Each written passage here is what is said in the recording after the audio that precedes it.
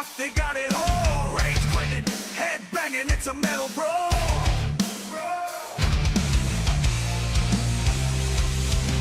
Mental meltdown, gaming in flames. Chris and Henrik bringing the thunderous rage. Video games and viral content. Better games, ripping through pixels, the ultimate game to get away.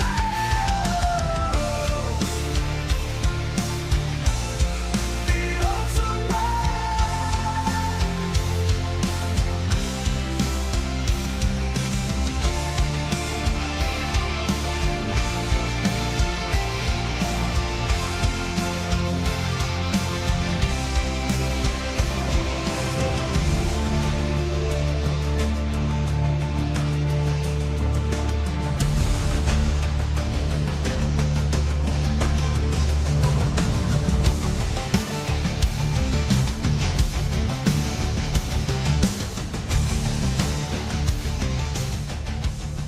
Dream over, I'm feeling the rage. Chris Collins and HenricK on the stage, talking gaming news. Industry that can't escape, reviewing video games. No need to debate. They bring the heat, spitting truth non-stop with fiery words. They're ready to drop, making waves in the world of video games. Collins and HenricK, they don't play no games. From console wars to DLC scams, they expose it all, making sure no one jams. The audience fired up, ready to explode. When rage quits on, you know it's a code.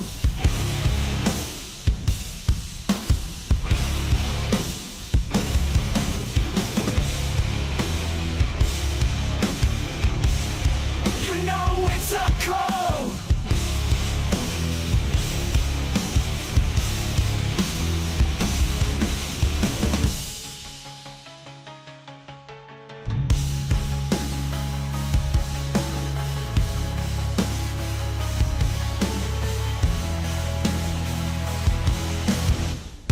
When rage quits on, you know it's a code.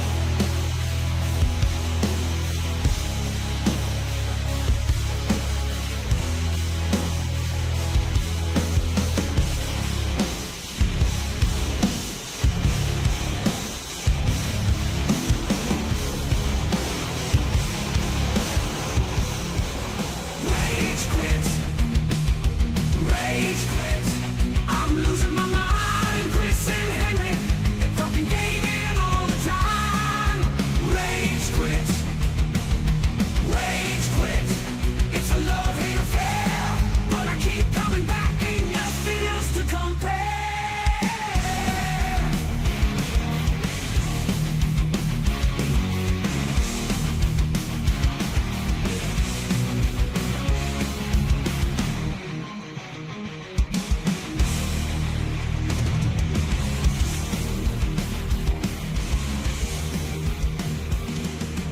Rage quit.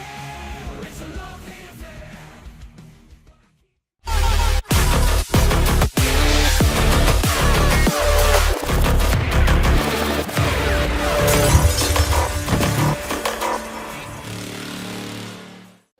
What's raging, gamers? Welcome to Rage Quit Video Game Talk Show. How you doing, HenricK the Wreck?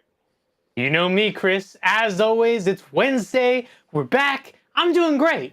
How about yourself? Hey, man, everything is Louis Vuitton, Tom Ford, Gucci when I'm with you, my man. We are so excited to be talking about gaming news, industry talk, and so much more. So, what do we do, HenricK? Let's get it, baby, right? Yeah, let's get right into Because it. we got so many things that are constantly going viral over the internet. So we always like to start off the show with a bang and show you guys all the stuff that is circulating all across the World Wide Web. So let's get it. So every wedding reception's like a mystery box. Will it be a classy dinner with a side of cha-cha-cha? Or a cocktail hour that somehow leads to HenricK the Wreck in a toga? Who knows? But no matter how you slice the cake, one bold couple decided to throw the tradition out the window for their first dance. And if you don't know what I'm talking about, let's go ahead and take a look.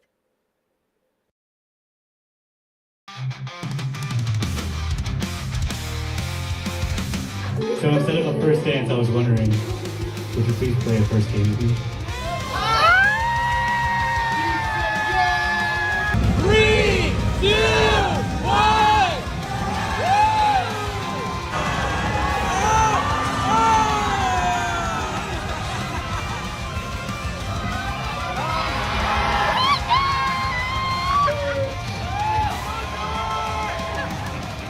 I just want Oh, sorry. It's just, taking notes. Oh, look at you. Okay, look at you, Pikachu. Trying to catch them all, baby. You know what? That is kind of like the ultimate gaming wedding finesse, right? Yeah, no, definitely. Yeah, no, I was very surprised at how many people were, viewing this video. People, I mean, look at this, 151,000 likes around this comment that says, "Me and my husband forcing our wedding attendees to watch a 45-minute ranked league match that we lose." You know what? Honestly, that would be very entertaining. I don't even play League. I don't like playing League, but I think I would be entertained. Oh, stop it. You find compassion turning your wedding into an esports event? I wouldn't do it personally, but hey, you know what? Right. Each their own. Well, some people are kind of skeptical about this move. Nintendo later sued everyone who attended the wedding. How dare you use our stuff at an event without us knowing and sanctioning it? Yeah, and how are you guys in love without us filing a lawsuit? Shame. And no way you blue-shelled your wife on her wedding day, shaking my head. Yeah, you know what? You're going to hear about that later. That was pretty legendary. After all, if she still has the ring on it, you're fine, my man. At least that's what I'm told. Hey, but anyways, this was pretty wild. Aiden Ross dropped $5,000 to snag Call of Duty Black Ops 6 a week early, only to realize he basically paid for a premium sneak peek at his own disappointment. Imagine shelling out that much cash just to find out the hard way that the only thing that you unlocked early was regret. Oh my gosh. I'll explain why this is pointless to get early this year. They did their thing. This is pointless because you load up the game, you can't play it. So it's pointless. I came to play it. It loads up Call of Duty Black Ops, the HQ thing, and that's it. So they patched it, so therefore I couldn't play this game early. Yeah, I paid like 4K for it, 5K for it. So it is what it is. So all right, but it's not like the old days where you could just pop in the disc and play it. You got to do updates and all that. That's not going to be live until it goes live. But, that's the whole thing about the whole problematic nature about live service gaming, right? I mean, this is, you would think that with his posse and, all those rumors about how much money he's been making with 2 years being on the new platform Kick, that he would have his posse looking out for him. I mean, $5,000 is $5,000. I mean, that is just... Well, clearly $5,000 means nothing to them. Oh, gosh. There's a lot of things I wish I can do right now at this instance with $5,000 that I do not have. But Aiden Ross is always scammed. Yeah, why is that the case? This guy always is getting finessed. I mean, the last one I remember was with 21 Savage. Remember that? It's, I do remember that. And I guess it's just content, right? That's all it is at the end of the day. Does anyone remember? Yeah, there it is. I mean, I couldn't believe that there was someone behind him that was scratching the deck, basically letting 21 Savage know what was basically in hand. And, that's when you just look and you say, man, you need to figure out the people around you need to look out for you better. But then again, you got also Modern Warzone that's saying in a tweet, yeah, I can't imagine having so much money to blow that I just spend $5,000 without doing an ounce of research and then not giving an F when I found out that I wasted $5,000. I mean, you see it all the time for with real. people's natural reactions. I mean, he's one of the number one kick streamers out there. I mean, he doesn't go numb like we do. I'd be red in the face. I'd be like a strawberry shortcake. I got to be a lemon cake for the show, if you know what I mean, HenricK. So, got to keep composure. But you know what didn't keep composure? Oh, what? My gosh. The 12-year-old galactic crowdfunding legend known as Star Citizen. You might have heard about it because it's only been around for like 12 years and we still haven't really produced much of anything. But apparently maybe never going to come out. Well, the verdict is still out on that. Yeah, exactly, HenricK. But apparently it's still in orbit, claiming to be a feature complete and just needing to be a bit of a polished job. You know what I'm saying? That's like, that car that's been stuck in the garage since 2015. But wait, after all these years, Robert Space Industries promises the game will launch sometime in 2026 because what's a few more years between friends, right? And just when you thought it couldn't get more ironic, their live demo over the weekend pulled the ultimate plot twist, and let's just say they might need more than a little polish. So let's go ahead and roll that clip.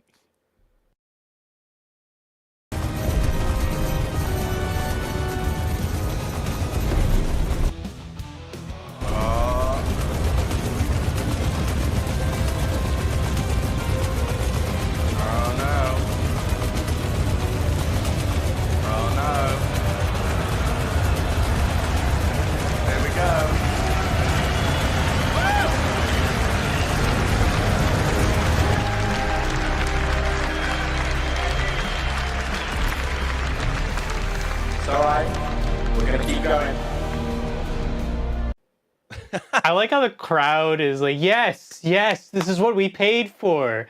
A game that is not finished and crashes in its demo. It's all Good right. job, everyone. It's all right. We will keep on going. I thought that was in the video game, and then I had to watch that clip over and over again. I'm pretty sure it was the guy that was demoing it. So that just what made it even funnier to me. But then you get comments around Reddit that says it's 2 years from release, so problems during a demo aren't a big deal. The real problem is that 2 years from now, the game will be 2 years away still. Yeah, that's and then when it's 2 years away, then it'll be another 2 years after that. It's amazing how people have so much faith in this company, this publisher, this studio to really just excel. I mean, I'm always quite flabbergasted. But then, F it, looks like I'm donating another $50,000 to help them iron out these issues. Nothing else I could do.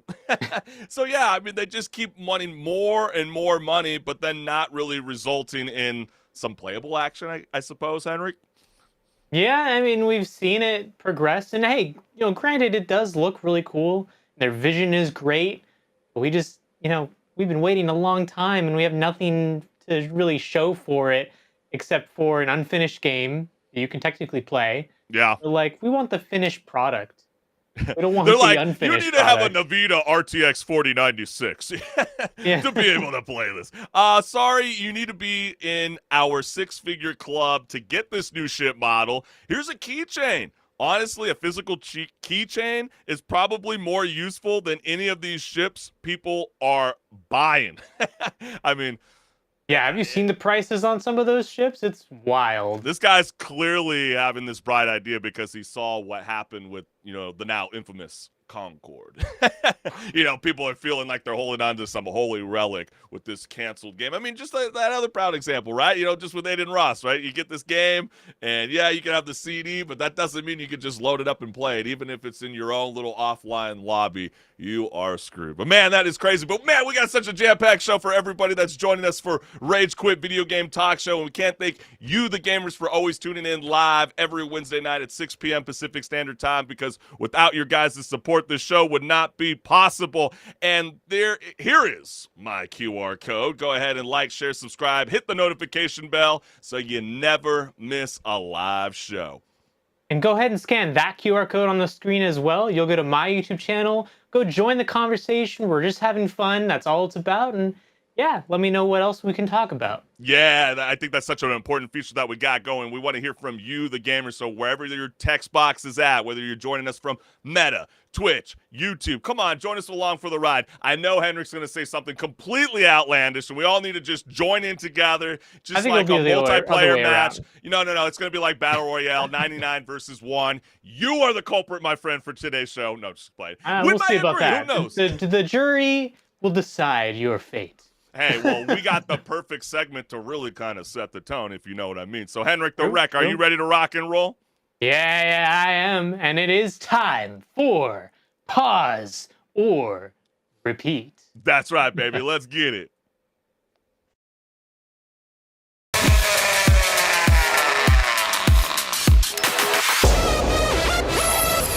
Hey everyone, this is Pause or Repeat. Here we figure out whether a game is really worth your time and money. Today's game is the Silent Hill 2 remake. This remake is by Bloober Team, a Polish game developer known for some horror games in the past, like Layers of Fear. Though their horror games haven't always had the best reception, there was definitely hype surrounding this remake considering its legacy. So let's take a look at the game and see how it turned out, starting first with the gameplay.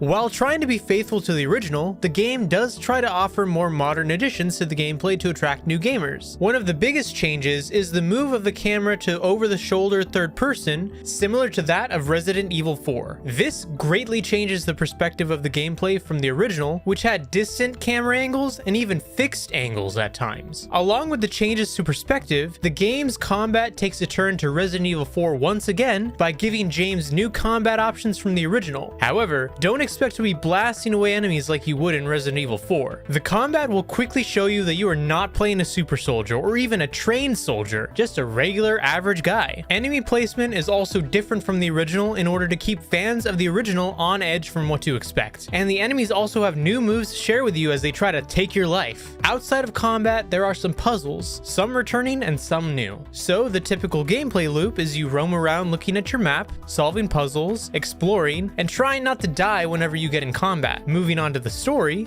The story of the game is about the same as the original, even retaining multiple endings to it. You play as James Sunderland. He received a letter from his wife Mary, who has passed on already, and in it, she is telling him to meet her at their special place. Turns out that special place is in Silent Hill. Upon arriving, James finds that his grief for his wife's passing has transformed the town into a manifestation of his mental state. Will he survive the abominations and horrors that await him? And will he find his wife, or something else? But now the question still stands. Pause or repeat?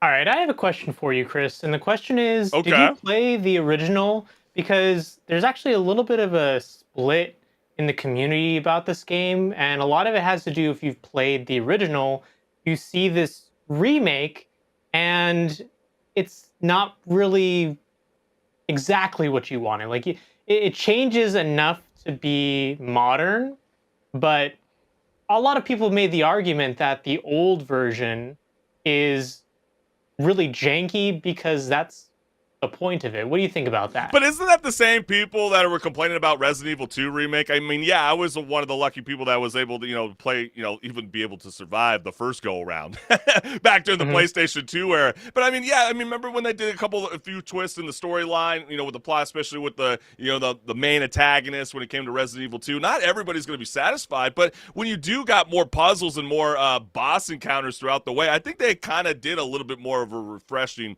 twist. But I think I think it's kind of a win. I think especially in time for the spooky season, it's just kind of incredible, I gotta say, HenricK, that they're recycling a video game from the dead, or wasn't really dead to begin with. And I gotta say, either way, Bloober Team nailed it, bringing back that same psychological horror that have you question your sanity all over again. And, especially when it comes to those PlayStation 2 fans, I thought they would be excited. I mean, you're hearing otherwise?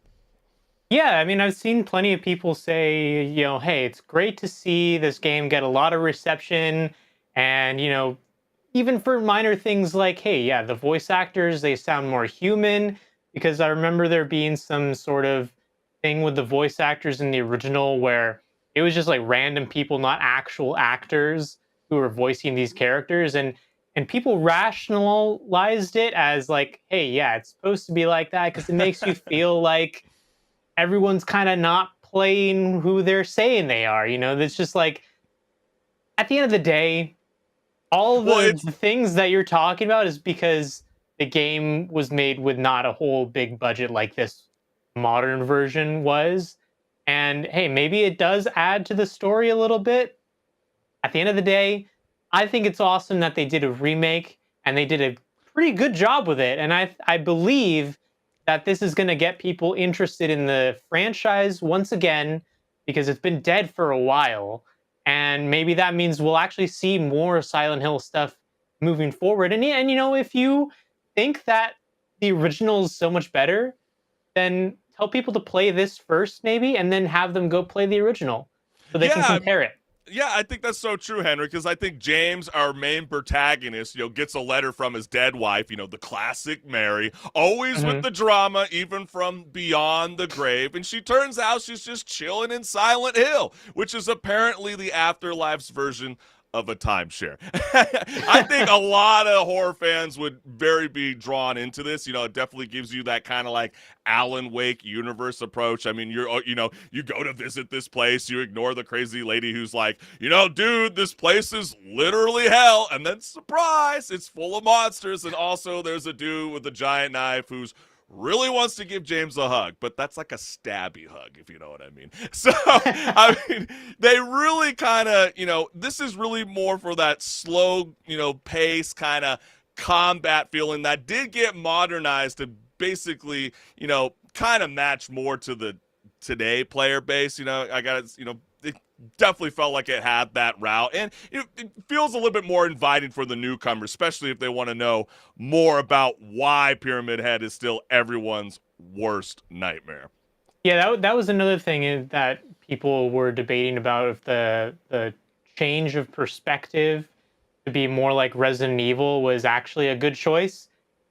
I believe at the end of the day that Well, they were always the it is a same. I don't good know if it's so choice. much of a change. It's just like it's just like if you're saying like some of the story directions, is that what you're saying? Like Well, the no, boss not even encounter, you necessarily know? that. It's just the whole fact of like when you compare the original, there's some camera angles that are fixed, and then Yeah. typically the camera is so much further back compared to now.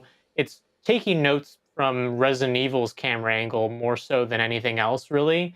Yeah. Specifically, you can go look at like 2, 3, and 4, the remake 2 and 3 and 4, and it is 100% basically they copied the homework of Resident Evil. Yeah, yeah. And I think, yeah, there is But something I to be don't know. said about it. It changes things, but it does draw in people to this game, because I'd say that probably the Resident Evil franchise is more well known for the modern audience now than Silent Hill. Right, and it's like I don't know if that was the one of the drawing card that pulled me away. It seems like the same people that kind of complain about Resident Evil 7 going like that first person route. You're like, wow, you're breaking Mm. code, But like whether it's a pro or con, I think you were kind of onto it. But like for me, like the video game storytelling has come a long way. So like diving into like a nearly 2-decade old tale like Silent Hill 2 made me feel like I was playing Final Fantasy VII Remake all over again. You kind of touched it, right? You got these new Yeah. voiceover artists, but you still got that old school campy dialogue. And it's like upgrading your car's engine while leaving the fuzzy dice hanging from the rear view mirror. So it's not like they changed the story, but maybe that's a good thing, right? I mean, if you want to get people to embrace the Silent Hill franchise, why would you anger the old school fan base by going, we're going to completely reimagine, like, what are we doing Yeah. here? So, And they did especially, try to cater that to them a bit as well. I mean, even from the first reveal trailer, people were like, "Oh no, they butchered the look of James in the mirror at the very beginning of the game." They yeah, fixed that. They yeah, changed it. It's actually a lot closer to the original now, and so they were definitely listening. And I can appreciate that, because a lot of times developers won't change things because of community backlash. They're like, no, we're gonna stand on what we have, and we're gonna just do it the way we think is supposed to be done. yeah, and They they they, kept they listened. right, and they kept it to the story. And like, I don't know if like I could be totally outlandish when I say this, but it seems like someone could argue with me, but I feel like especially in the last 5 to 10 years, storytelling has definitely been emphasized to Yeah. a bigger branch, especially I'd say within the probably medium. from around the time that, honestly, like the PS3 era came around, Yeah. like we've just kind of like nailed down a formula for games. Naughty So Dog's that's probably the one that did it the yeah, first, really, to right. a set standard of like what they did with The Last of Us and Uncharted. Exactly. So And a that's lot of why games are copying that because, hey, it works for telling a story. right, and that's why I think it's kind of hard to compare or at least stack it up to, Remedy's Alan Wake 2 or Naughty Dog's The Last of Us, right? They kind of got that Hollywood level ensemble cast and really, crunch down that script to really, really make it good. So like, it's almost like trying to compare a school play to a blockbuster film. Sorry, that's just how it is. But you're still gonna have a blast. I mean, Yeah. there's something like oddly satisfying about playing a horror game where the atmosphere is so dark, your flashlight is basically becoming your emotional support tool. I love a great game like that. I mean, yeah, it's been done over and over and over again, right? I'm looking at you, Luigi's Mansion. But if you can shine that light in the right spot, it's a whole lot of terrifying fun until it isn't, because when it starts to dwindle. Yeah, Oh yeah. my gosh, I felt like I needed to pause the game, walk away for a little bit, and then come back. And I think they nailed it. I mean, if you want to have that for the kind of modern approach, I think that is really, really cool. But HenricK, what's the verdict? What are you vibing with it? I mean, is this a pause or a repeat? I could see it being a pause for people if they feel like they didn't deliver on the hype and the expectation of the fans. But I really think this is a repeat, because it's going to be the definitive version of the game that people are going to play. And like I was saying earlier, if you believe that the original version is better, which I will say in some respect it is a little bit better, then have people play this version and have them go back and play the original and have them compare, and then they can see both sides of the argument and determine whether they like the new one or the old one better. Yeah. I thought I Just was like a different take on things. In a sense. to be real with you, HenricK, too, I kind of came into this game like not as excited in the beginning because I kind of felt like, oh my gosh, another freaking remake, like Resident Evil 4. Like, are we really doing this again? And then I found myself playing the game with all the lights on, and then I found myself repeating the game with all the lights off. So, yes, it's going to be a repeat. You guys are definitely going to love Silent Hill 2 remake, especially for this spooky season. So if you do not have that game locked in, this is the game. Clearly, the verdict is locked in. That's right. Chris Collins and HenricK the Wreck. We know what's good, right? Yeah. Come on now. We're just some gaming gurus after all. But hey, we got so much video game news to talk about here live on Rage Quit Video Game Talk Show. So stick around, fam. So what are we doing right now, HenricK the Wreck? We're ready to rock and roll. Are you ready? Yeah. Oh, yeah. It's time to rage. So Hey. let's rage. Hey, let's get it, baby.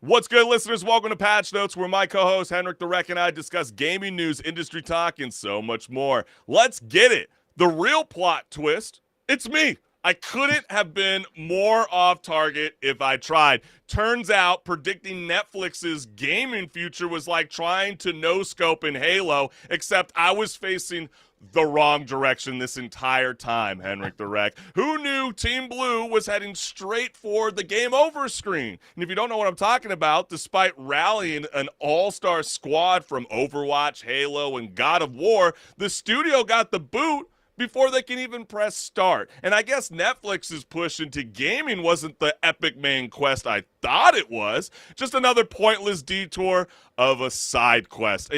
I'm beyond baffled. But, before we even chime in, gamers reacted with the news with the following. So the first comment that we got here is, this being the studio that Joseph Staten joined after leaving Microsoft 343i, with this getting shut down, I'm curious as to where he will end up going to now. Potentially back to Microsoft to join the quote-unquote reborn Halo Studios, perhaps? Wait. Okay. What's funny about that is so many people are saying Halo Studios is basically just a rebrand of 343 Industries. So if they take it back, he's just going back to his old job.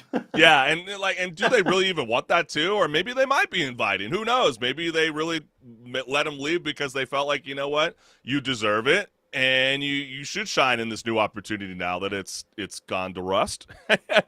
We're more than willing to let you polish our new game in Unreal Engine 5, right?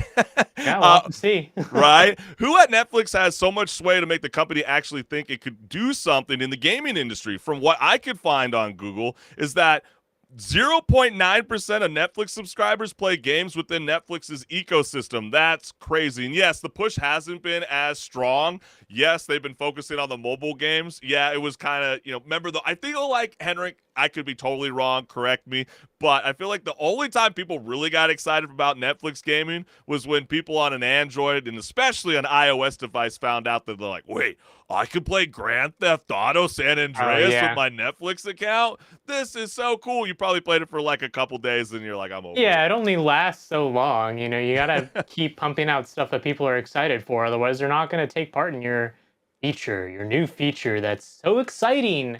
Yeah. There's only so much you can play. Yeah, exactly. And you would have thought that they would want to be in that medium, especially where, millennials, Gen Z, and Gen Alpha is really just prominent in that field. And I play tested the game in IP. They were created in a focus group. They hyped about no microtransactions, but required a Netflix account to play.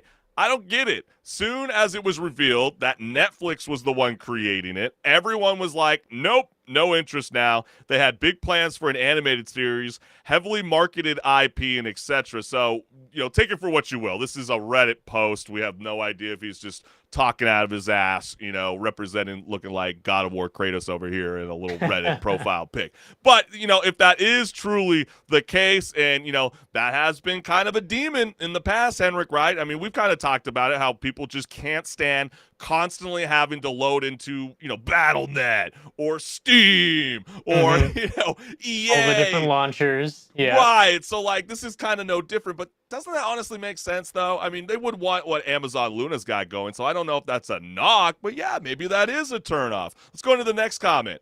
Companies like Google and Netflix see the billions and billions the gaming market makes and think they can easily hop in and make their own games. Then they start and see the reality of building a AAA studio from scratch means hundreds of millions of dollars over 6+ years before you ever get a product to ship. So dumb to staff up for a year, then to close a studio down. Yeah, I mean, they must have clearly saw lost profits and panicked, and they maybe don't even really realize that, the turnaround window for so many things that are going on, in the creative space of all things video games is probably and not there. especially in this year, we've seen so many things get cut back to begin with, and I'm sure Netflix is hurting in other respects as well, not even just in this division. So they're probably trying to save money left and right as much as they can. And it's so funny because from an outsider perspective of things, it seems so simple. Just make it work.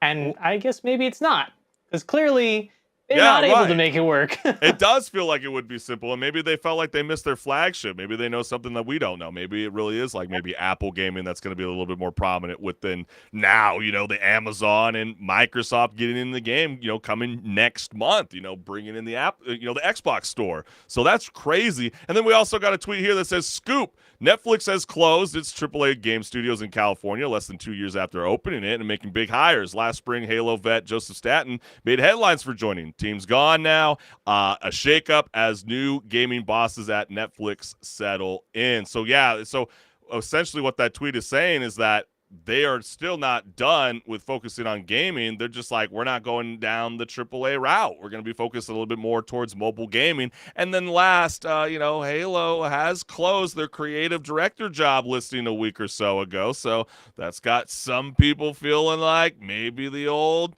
head is coming back, HenricK. Who knows? I feel like that might be a stretch. I could be completely wrong with that. Like I was saying, I'm pretty sure Halo Studios is just a rebrand of 343 with some new staff, and they were obviously hiring people new as well. Yeah. But I don't know if he'd want to go back to his old job. I mean, obviously, we don't know the full details of his departure, if it was entirely all on his side or their side or a mutual agreement. Until he says, hey, I'm here, we're not going to know until he's there. Yeah, no, that's a good point. And I also, the question that I'm just kind of feeling like that needs to be addressed is Netflix gaming strategy just basically a game of musical chairs where Team Blue got up and left before the music even started? Or are they secretly hoping we'll all start playing Outer Banks, the mobile game, on the toilet instead of watching the actual show? I mean, I just find it so funny that they feel like they can turn their own original IP into a mobile game, and then that's really going to pull you in. Remember when they were trying to do that with Love is Blind? How many people are really doing that? Like, that's so weird to me. I mean, do you have a thought on that? I mean, is that a good approach? I mean, we all know that the younger kids are on the mobile devices, but like, can they successfully deliver on that forefront? I think it's that they lost the script somewhere, because I mean, what are the things that they're making that people are really excited about? I mean, like you said, the only big thing people were excited about them offering was GTA. Yeah. Which means that everything else that they were offering, it's like people looked at it and were like, never going to play that. But it felt so promising because Netflix launched its game business in November 2021 and has since acquired 4 gaming studios: Night School, Boss Fight, Next Games, and Spry Fox. So that's really what made people feel very excited. They started to develop these AAA studios known as, the Blue Team over in Southern California, and then there's another one in Helsinki. So, you start to feel excited. Remember, we reported back in July, Netflix hired, Epic Games is, prominent figures over there. Alan, Tescan. I might be butchering your name. I'm so sorry, brother. But they got you as the new president of games. And then, following that decision, Facebook and EA vet Mike Verdu, previously Netflix's vice president of games, into the new role. So you really started to feel like, wow, they're starting to get some prominent figures in the industry to really kind of help Netflix reach that new frontier. But then you're getting other sources, HenricK, where I'm so befuddled, and they're like, I don't know where this report even came from. We never had any interest in pursuing a PC console specific gaming development. So what was Team Blue planning on making to begin with? That's what I'm kind of surprised by. Probably something mobile. That's probably what they were looking at. But the next Call of Duty mobile game? I mean, the thing is, a lot of AAA studios have lost the script on this as well. It's the whole fact of when you're making games with such a high budget, you can't have failure. Yeah. Because failure is going to mean millions of dollars lost potentially, right? Yeah. So when you look at it from that perspective, it's no longer like it was back in the early 2000s where a studio could make maybe 10 titles and 2 of them would be good and the rest would be crap and no one would buy them and they'd become cult classics maybe 10 years down the line. But, those 2 games that were successful ended up making you so much profit that it didn't matter that you had failure. Yeah. Because, and now they can't do that because the budgets have inflated so much. And I'd wager to say that it's even more volatile on the mobile space because so many times people will look at a game, they'll maybe play a game, and then they'll move on to the next thing the next day even sometimes. Or they'll always be like, you can try level 1 and level 2 for free, but if you want to play the rest, pay us $3.99. I mean, it is quite remarkable that Netflix has released more than 100 mobile games so far, and it feels like nobody is aware of any of it. So it's like they're not making too much progress. I know starting next month, they're going to be pushing in with their own IP. They got this new game called Netflix Stories, which they're going to be dropping something new per month, which is being reported. So it's starting off with Outer Banks first, then they're going to do Emily in Paris, Virgin River, and Love is Blind is something they've kind of done in the past.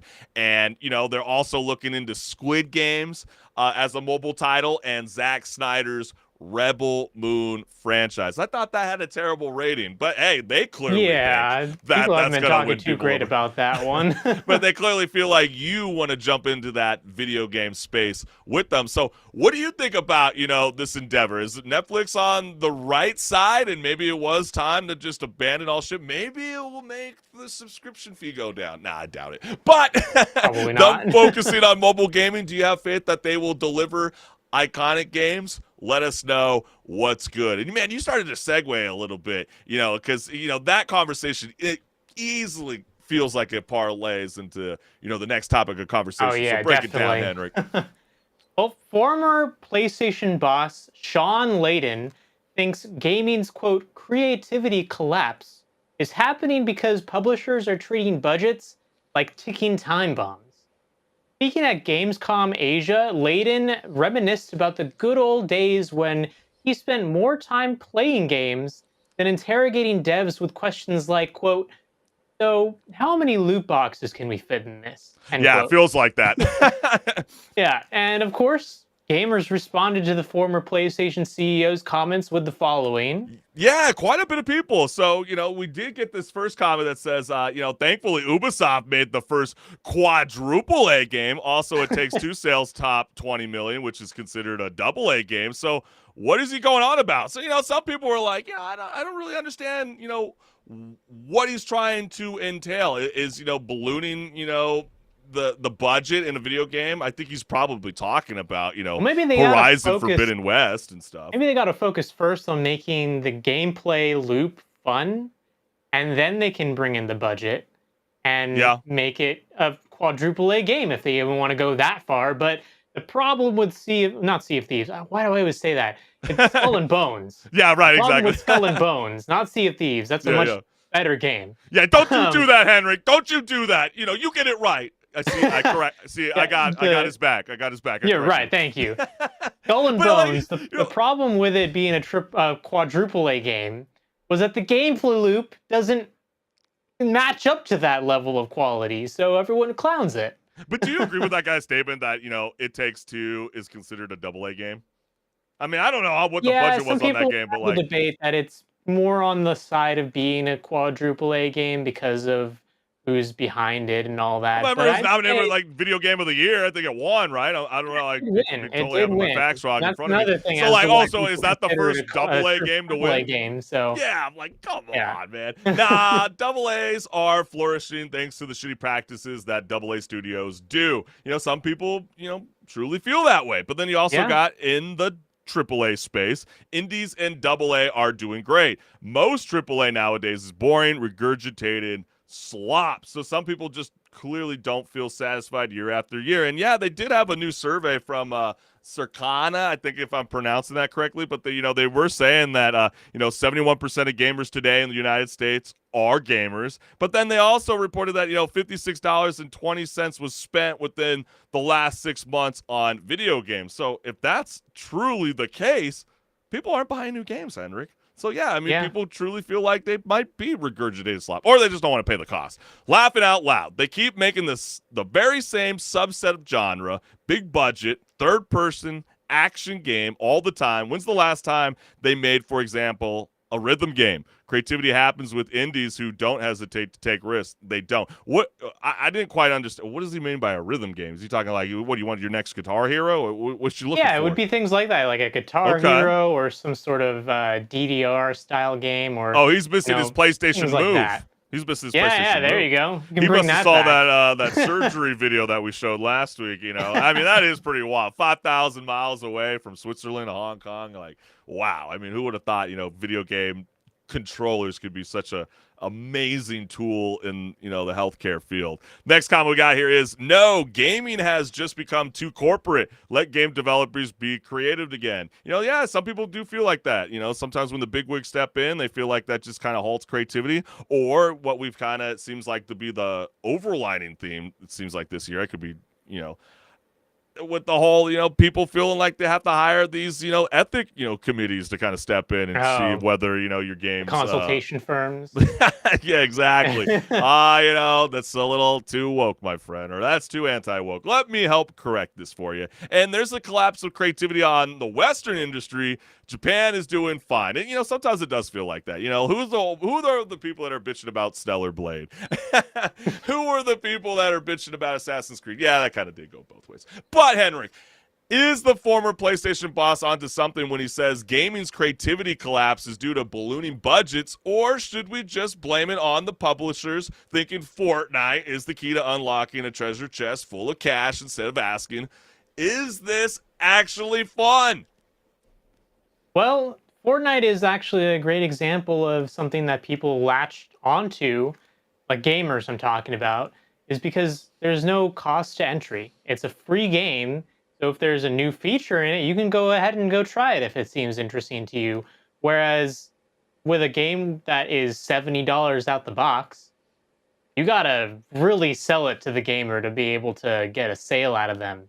And yes, there are ways to play some of those games on the subscription services, but I would wager to say that a lot of people don't want to have to be locked into a subscription service to play some of these games. Like, they want to have the feeling of ownership of, yes, I own this game, even though maybe it's just the box. I own the game, and that's it. I'm not paying monthly to have access to this. Yeah. It's a changing landscape right now. I want to say there's a lot of things coming in that these corporations that are running these studios want to see happen because they've seen it work in other industries. Like, I mean, when was the last time you were able to buy Photoshop for the full suite of Photoshop? Yeah. Like, now it's all subscription. So if they see that works there for that industry, they're going to want to have to see if it'll even work in the gaming industry, because it's going to make them so much more money according to their projections. But yeah, I mean, it feels like, I think you're saying, like Fortnite, it's like, it does feel like the perfect example, right? It's like, why break something why fix something if it's not broken, right? I mean, the publishers, that are looking at Fortnite and Epic Games are like, man, can I get something that's more bulletproof, that's a money-making machine, like that's something that's not gonna, siphon into something that's like a colossal wreck, like X Defiant is something that comes to mind, where people are scrambling behind the scenes to try to revive a dead carcass, and it's just like, dude, it's you can't do nothing with it now. You got to move on. Yeah. And so, especially when he's talking, at Gamescom Asia, and he's talking about these, console juggernauts in the industry, apparently, spent a lot more time looking at games without asking, business had questions like, what's your monetization scheme? What's your reoccurring revenue plan? What's your subscription formula? And yeah, you're kind of seeing that. Remember, Assassin's Creed Shadows kind of got pulled back a little bit. Now the collector's edition doesn't really mean anything anymore because there's no such thing as a season pass moving forward. And so, yeah, I mean, some of those questions can be raised. Can we make a AAA game that doesn't balloon into The Last of Us or Horizon Forbidden West that needed $200 million, gamers, to develop a game?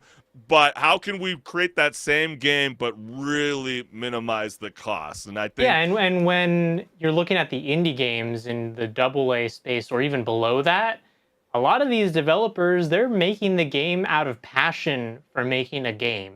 They're not trying to make it to make money. If they make money, then that's just even better, because then they have the option to do more for it or move on to do something else that they had an idea of, but maybe didn't have money to make it possible. And that's why there's that difference in the feel of a lot of indie games compared to the AAA games. Aside from obviously, the budgets, there's a seemingly like a passion that flows through those games.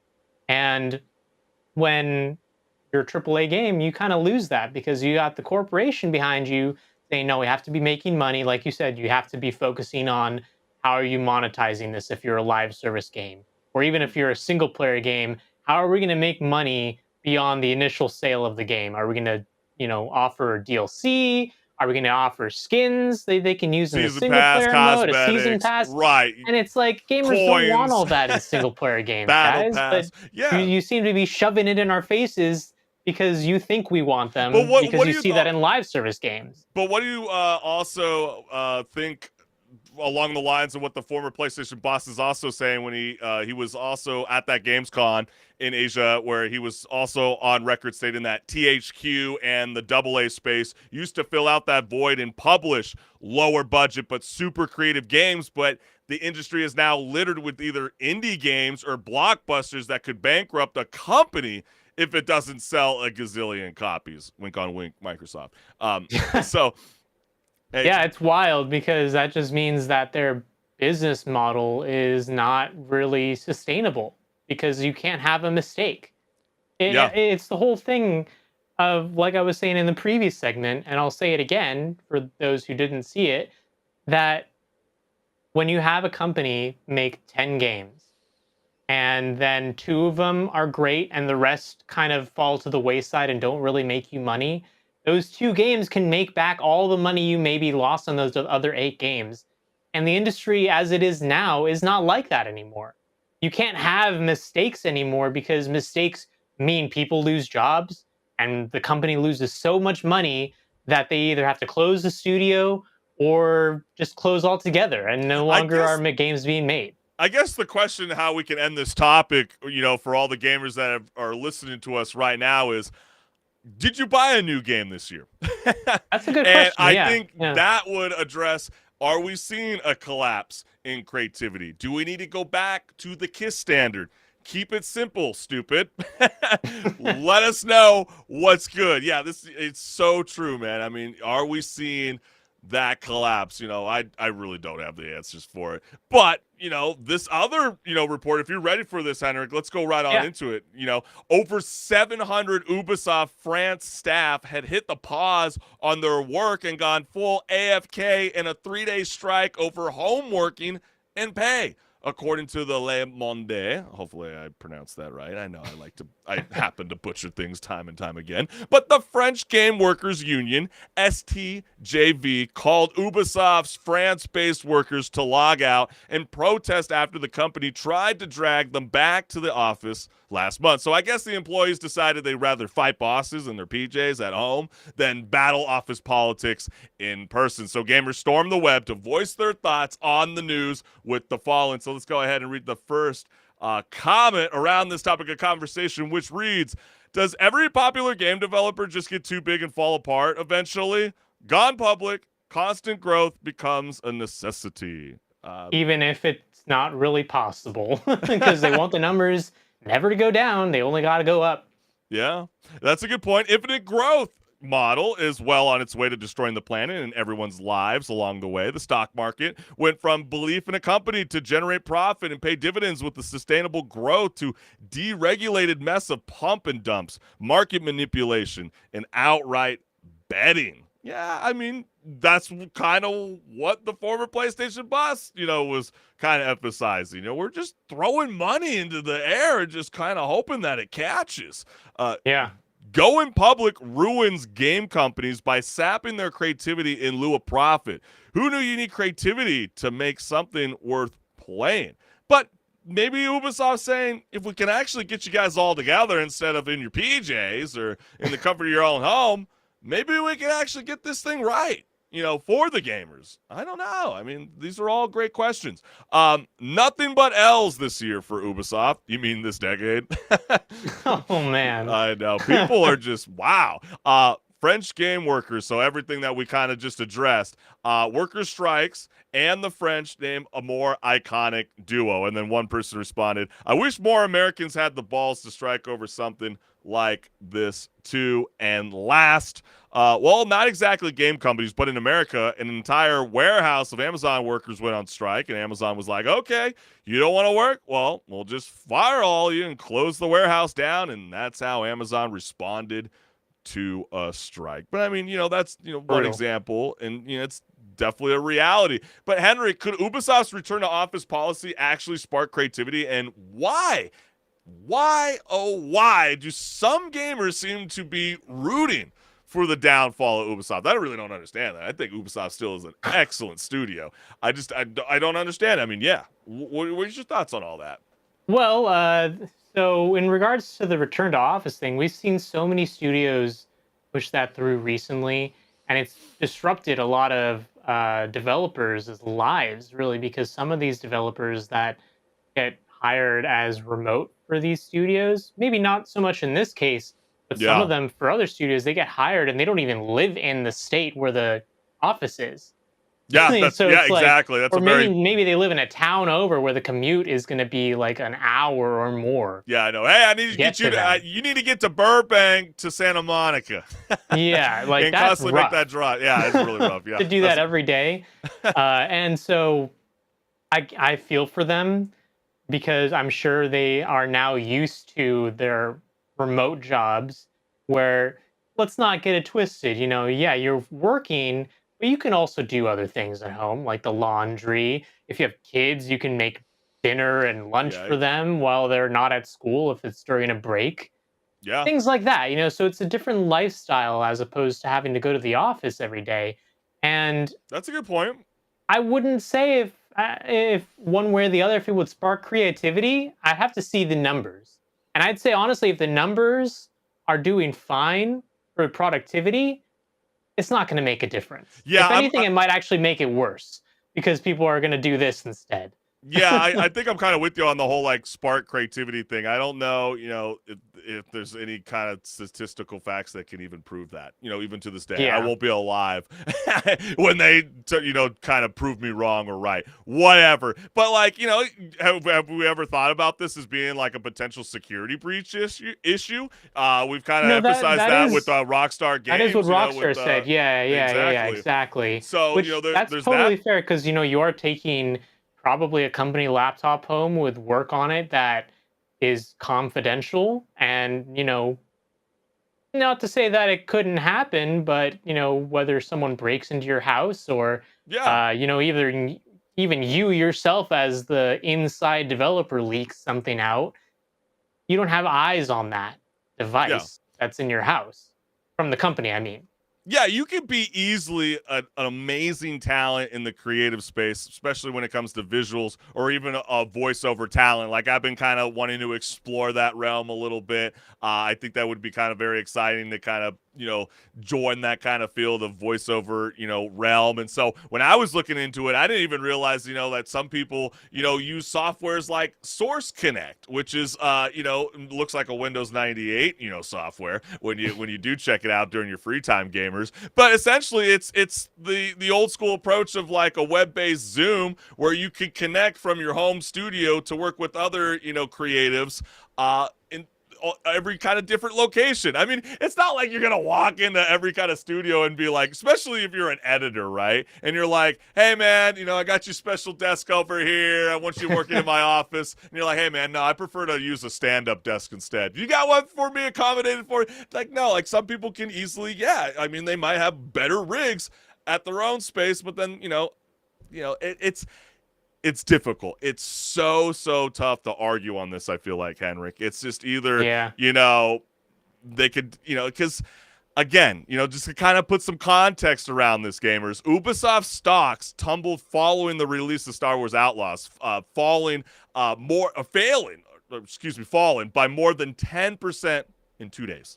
That's crazy. So in September, the value of Ubisoft shares was 40% lower than at the beginning of the year, their lowest value in a decade. So clearly the company feels like something's got to change, but I don't know. I mean, I'm just shocked that people want to see the downfall of Ubisoft. Like you said, they have the potential. They have the potential to be a great studio. They have the budget funding and everything. It's just they're lacking some quality to their games, I feel, for a lot of people that people want out of games. And I don't know if creativity is the thing that needs to happen, but maybe it is. Yeah. We'll have to see if this actually changes anything, if their strike doesn't go through, for It example. just sounds like come we're back to the just office. ramping up those old tropes about millennials, HenricK, where they're just eating their avocado toast, they're in their PJs, and they don't want to go into the office. Yes, that does sound fantastic. But if you can deliver the job, you can deliver the job. We want to know from you gamers, do you feel like this is the right move in Ubisoft's direction? Will that revive the company going into the new year forward? Let us know what's good. But hey, we're having some fun towards the end of the show. HenricK the Wreck, break it down, baby. Yeah. What video game did the hype convince you to try for only you to realize you'd rather be watching paint dry? It's funny that you say that, HenricK, because that's why my dad makes fun of me when I watch golf. He's like, you're watching paint dry? Watching golf. It can be a little exciting at moments, but yeah. I mean, think a lot of times it is just waiting around. Oh, okay, they're setting up for the putt. Yeah. Okay. That's how some people feel like. Then they get Hockey's quiet, more engaging in person. Sometimes on TV it doesn't quite translate well. We all get it. But yeah, so this debate kicked off on a Reddit thread where gamers everywhere were confessing the popular games they just couldn't vibe with. The ones where everyone's raving and you're just sitting there wondering, did I download the wrong game or is this just a glorified fetch quest? Yeah, right. Well, gamers shared their thoughts in the debate with the following comments. Oh, yes, they did, HenricK. The first one that we got here is Fortnite. I just found it annoying how everyone was jumping around, and when I shoot people, they'd be building those effing towers instead of shoot me back. And yes, I know they have a no build mode now, but I don't feel like giving it another try. I mean, that's you, Bradley. But it's kind of funny. Once they did introduce the no build mode, HenricK, I gotta say it's hard for me to even want to go back, man. Some people feel like they're like some crack babies on there or something. That might not be the nice thing to say. I scratch that. But basically, they're so fast. Some of these kids are just twitching so fast with their fingers that it's like, I can't compete, man. It's crazy. They're building like these crazy origami sets. It is wild to see how fast they will build a full-on structure in front of you. The second there's any threat of anyone shooting at them, oh, okay, well, now you're very protected, and I'm gonna go somewhere else and fight another guy. Especially in those epic community games where they'll do like box wars or something, 1 versus 1. It's like, nah, I don't see how anybody finds that fun. But hey, there's a youthful group out there that is way better at Fortnite build than I am. The Outer Worlds. I was really excited to see Obsidian start a new IP, but it just didn't vibe with me. And then another person followed up by saying, I have tried to beat that game twice, and I just can't finish it. Not sure why. I mean, I didn't think it was a horrible game, but it wasn't a great game. But, yeah, I mean, it's not going to be as memorable for everybody, especially when you compare it to the likes of Skyrim and Fallout, I suppose. Pretty much, yeah. I think that it also gets confused. You know, the title's really close to the Outer Wilds, which is a different game. Yeah, okay, yeah. That one in particular has that issue I have seen. But sometimes it does feel a little problematic when, like video games like Fable, which I'm very excited to play the newer edition coming up, when that has a better storyline than the Outer Worlds. Yeah, that could be a problem. Zelda, Breath of the Wild, the weapon breaking all the time just really annoyed me. I love Breath of the Wild, but I really like the older games better. Sometimes that does get kind of freaking annoying after a while. That is something I have heard a lot of people complain about, and I hope that when they make the next 3D Zelda, they do not add a feature in like that and try to go a little closer to the original formula, because as cool as the open world thing is for Zelda, I feel like we can do better storylines if we do the older formula. Yeah, we don't always need the realistic approach in every little gameplay. Like, it's okay to throw up that 5-second little pause menu cutscene. Yeah. Just show me that my sword's done and ready and upgraded. Black Myth Wukong. I just couldn't get into the flow of combat. Another person followed up by saying combat is super janky. Those multi-hits with the single button press just doesn't flow for me. How dare you say that? I love those kind of style of games. Those are always so much fun. God of War, Devil May Cry. Devil May Cry, is one of my favorite franchises. Right? So we need our button mashing. Yeah, but I totally understand that. I mean, when it comes to games like that, you have to kind of put in the time to have it click in your head, and it's just not for people. You know what, HenricK? I'm not going to understand. He's a hater, okay? Oh, okay. You're the one saying skill issue this time. Yes, exactly. Hogwarts Legacy. The school life pacing is pretty boring. Another person followed up by saying, I love the first few hours of exploring the castle. They really nailed the atmosphere. Going to Hogsmeade for the first time was fun too, but then you get into the generic open worldness of it and falls off hard. Talking a lot of my gamer friends, I don't know if that resonates with everybody, but I do know with the handful of some of my gamer buddies, I kind of heard this quite a bit. I was quite surprised. Some people just didn't finish this game, even though it sold very, very, very well. Yeah, and I guess it wasn't because they didn't add Quidditch in there. Yeah, exactly. And I mean, this was really an iconic move in the Harry Potter video game franchise space. I mean, especially going from the Legos to the PSP versions, you name it. GameCube really had a legendary run going on.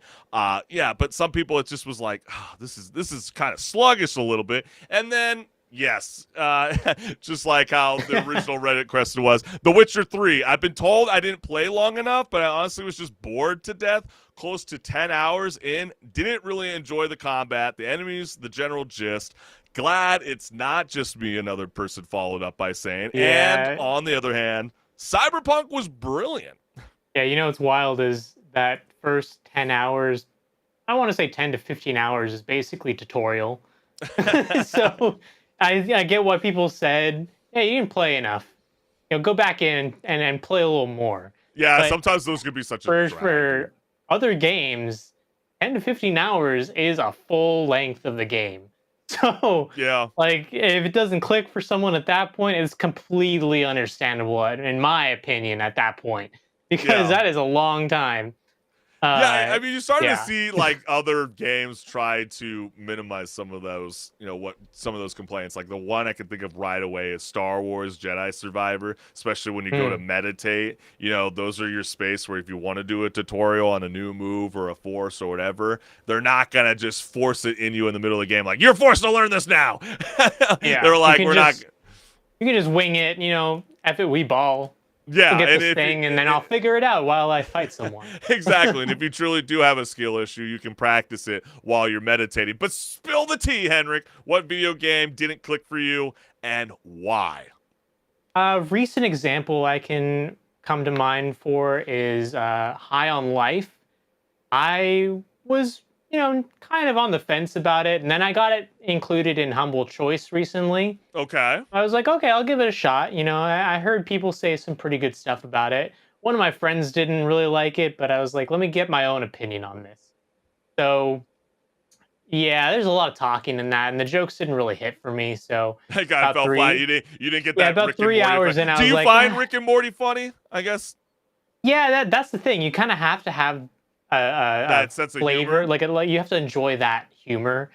And like, while I do enjoy some moments from Rick and Morty, maybe like I did enjoy the Pickle Rick thing for the first few times that I saw it, and then it got really played out, and then now it's kind of Regurgitated. annoying.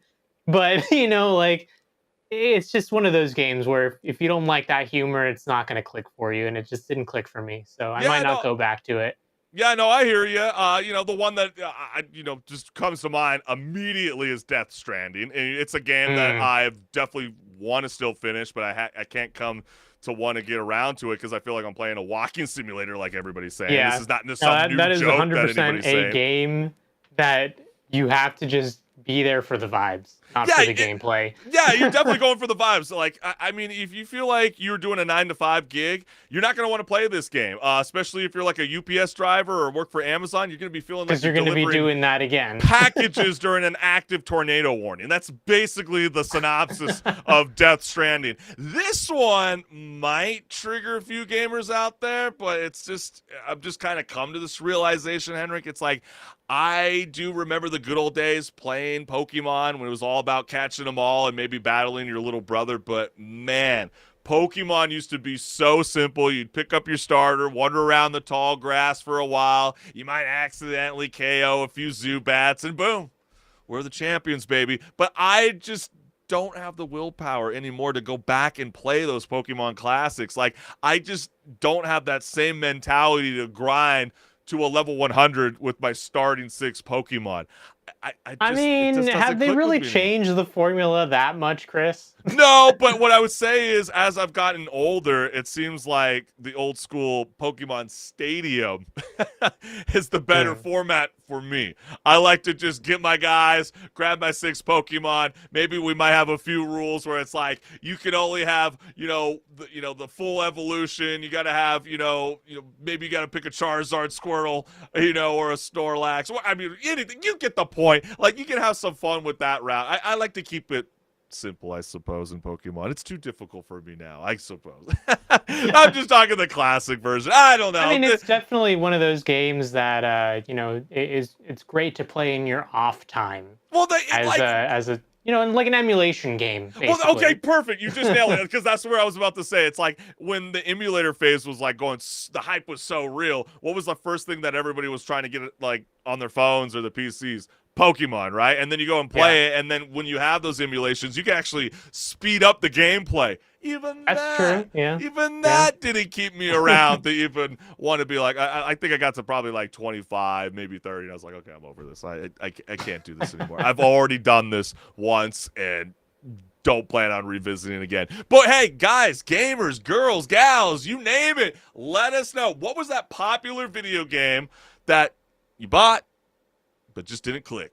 Let us know what's good. But man, this has been such a fun show. A lot of industry stock, industry talk, gaming news, and so much more. Wow, I'm already having tongue twisters already. Can't you tell it's towards the end of the show? But we want to thank you, the gamers, for always tuning in live every Wednesday night at 6 p.m. Pacific Standard Time, because without you guys' support, this show would not be possible. And so here's my QR code to my YouTube channel. Go ahead and scan it. Like, share, subscribe, hit the notification bell so you never miss a live show.